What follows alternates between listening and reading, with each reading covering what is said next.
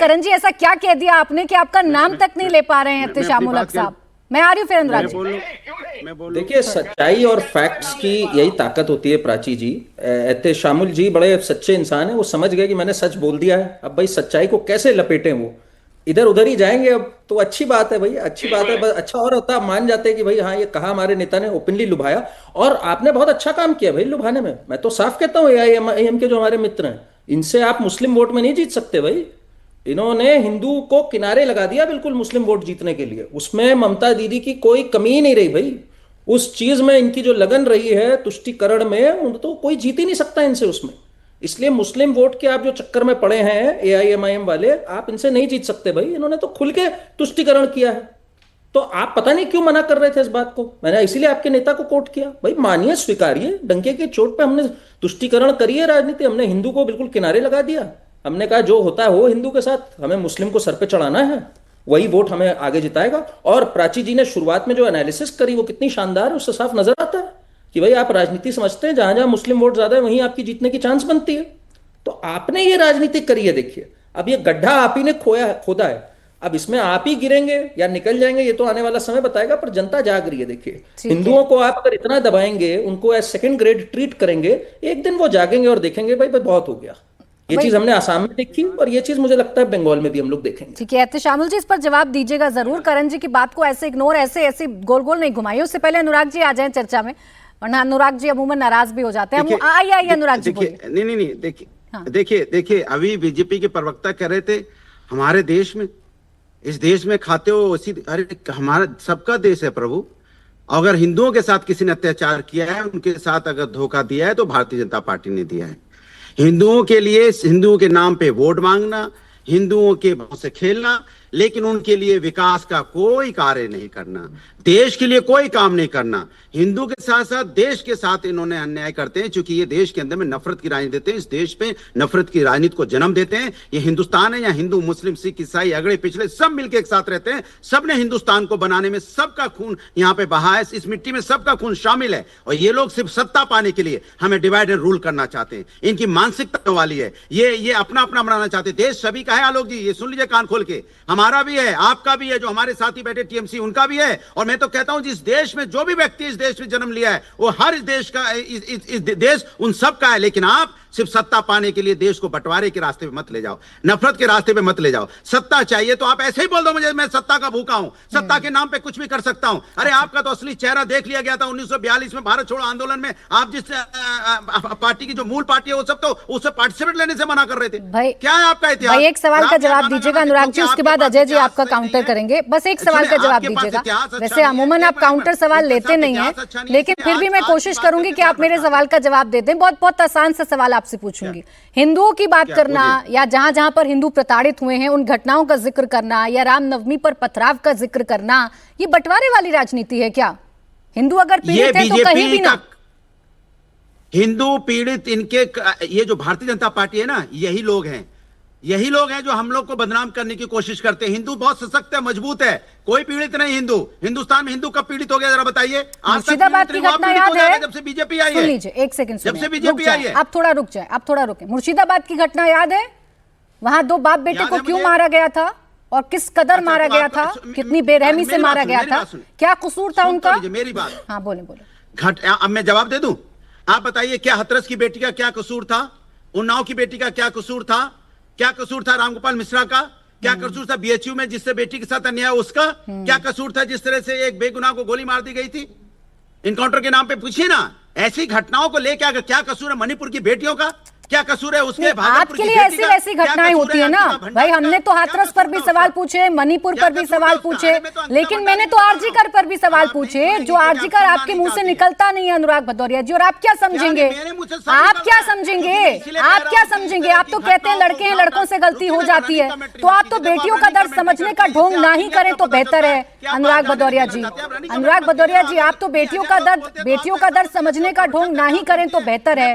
मुझे तो हाथरस की का दर्द भी दिखा, तो मुझे आरजीकर का भी दिखा, लेकिन अफसोस है आपको सिर्फ हाथरस का दिखा, आरजीकर का नहीं दिखा। रही बात आपके सवाल की, तो जवाब अजय आलोक जी, वो कह रहे हैं आपकी नीयत में खोट है।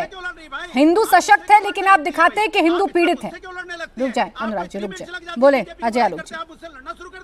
देखिए, हालांकि आज तो अनुराग भदौरिया की अरे बात इतने इंपॉर्टेंट नहीं है आप अनुराग भदौरिया जी कि मैं आपसे लड़ूं। एक सेकंड अजय जी, मैं जरा उनकी गलतफहमी डाउन कर दूं। इतने इंपॉर्टेंट नहीं है कि मैं आपसे लड़ूं। आप गलत बात करते हैं तो मैं आपको करेक्ट करती हूँ जो आपको लड़ना लगता है। अब आवाज डाउन उनकी, बोले अजय आलोक जी। देखिए प्राची जी, ये आज की तारीख में इतने प्रासंगिक नहीं है अनुराग भदौरिया कि आज उनकी बातों का उत्तर दूं, क्योंकि मामला बंगाल से है, वहां पे ये एग्जिस्ट ही नहीं करते हैं।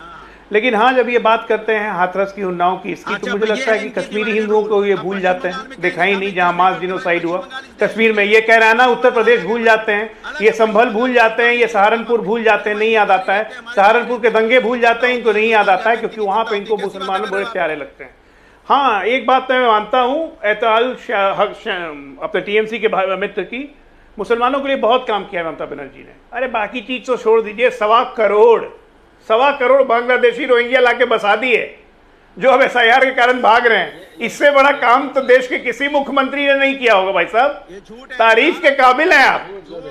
आपका एक मंत्री कहता है कि 30% और जोड़ के बांग्लादेश को मिला के एक नया देश बना सकते हैं। तारीफ के काबिल हैं आप। आपके फिरौद हकीम कहते हैं ये मेरा मिनी पाकिस्तान है, प्रिंसेप घाट से अपने एरिया को दिखाते हुए, ये मेरा मिनी पाकिस्तान है। तारीफ के काबिल है आप। तारीफ के काबिल है टीएमसी, कोई शक नहीं है।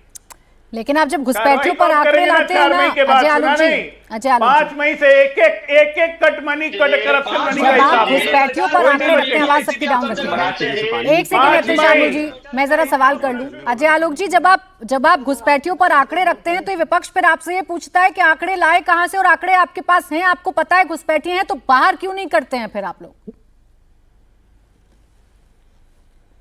बाहर तो एक मिनट प्राची जी, आपके कैमरा ने, अब तमाम चैनल्स के कैमरा ने पिछले 6 महीना में पश्चिम बंगाल की सारी सरहदी सीमाओं का आकलन करके दिखाया है कि लोग कैसे वापस पश्चिम बंगाल से बंगाल भागने शुरू कर दिए बांग्लादेश।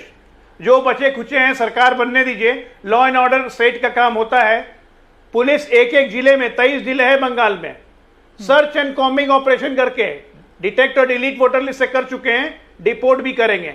और जो ये आप लोग संरक्षण देते हैं ना, क्लब वाले, प्रोटेक्शन मनी लेके, आधार कार्ड बनाने वाले कट मनी लेके, ठीक, इन सब की खैर नहीं है। प्रधानमंत्री मंच से कह रहे हैं सरेंडर कर दो। ठीक है, 21-22 तक। ममिता जी, आप तो पश्चिम बंगाल में ही रहती हैं, आप मुझे बताएं कौन सा सबसे बड़ा मुद्दा इस वक्त पश्चिम बंगाल में बन गया है? एक बार भदौरिया जी के लिए बस कह दूं। जी बोलें जल्दी। बंगाल में अभी 2 मुद्दे में बहुत ज्यादा लोग सवाल उठा रहे हैं। एक तो है हिंदू मुस्लिम इशू। एक सेकंड ममिता जी, बस 10 सेकंड दे रही हूँ अजय आलोक जी को, फिर आ रही हूँ। बोले, जल्दी से बोलेंगे अजय आलोक जी। भदौरिया जी के लिए एक शब्द बत कह देता हूं कि देश का हिंदू को छोड़ दीजिए, देश की मुसलमान महिलाएं भी आप पे थूकेंगी नहीं, क्योंकि कल जो आरक्षण बिल आपने महिलाओं के साथ जो काम किया है ना, मुसलमान महिलाएं भी थूकेंगी नहीं आप पे। हिंदुओं की तो बात ही जाने दीजिए। बोले ममिता जी।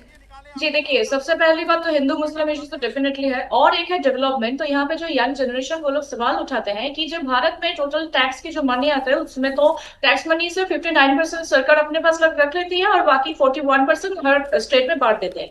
तो अब बात है कि बंगाल अभी 4th highest paying tax state में पड़ते हैं, तो उसमें 7.6 बंगाल को दिया जाता है। तो वो पैसा कहाँ जाता है, कहाँ गायब हो जाता है? ममता बनर्जी दिन रात चिल्लाती है हमारे पास पैसा नहीं, हम डेवलपमेंट के लिए क्या करें, हमारे पास इतने ज्यादा, अभी हम लोन ले चुके हैं, लोन पे नहीं कर पा रहे हैं। लोग हिसाब मांगते हैं तो कोई जवाब नहीं दे पाता है। तो ये हक साहब को मैं पूछना चाहूंगी मेरे बोलने के बाद, तो ये कैसे हो सकता है भैया, जब वेस्ट बंगाल को 4th रैंक दिया जाता है तो वो पैसा का हिसाब नहीं दे सकता? और दूसरी बात, एक छोटी 10 सेकंड में मैं बताना चाहूंगी, जब 2008 में 26/11 हुआ था, उस टाइम पे कांग्रेस सरकार थी सेंट्रल में, कासब को तुकाराम ओमले ने अगर नहीं पकड़ लेते तो उसके हाथ में जो लाल धागा बांधा हुआ था वो देखकर कांग्रेस ने नैरेटिव सेट किया गया था कि ये आरएसएस और बीजेपी ने करवाया था। अगर तुकाराम ओमले अपनी जिंदगी को सैक्रिफाइस ना करके उनको पकड़ लेते तो ये आज तक शायद ये होता कि भाजपा और आरएसएस के ऊपर ये चलिए ठीक है, अब तो 2 दिन बाद वोटिंग होनी है, देखना है जनता किस मुद्दे पर वोट करेगी।